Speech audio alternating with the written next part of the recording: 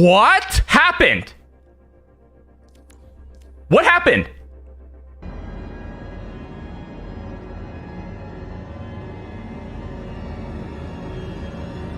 This game fucking sucks.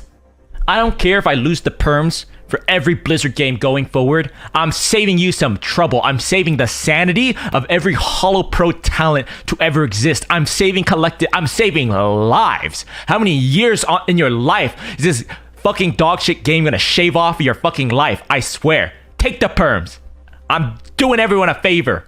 This game fucking sucks. Oh, but if I left the queue, I bet I would have lost rank points.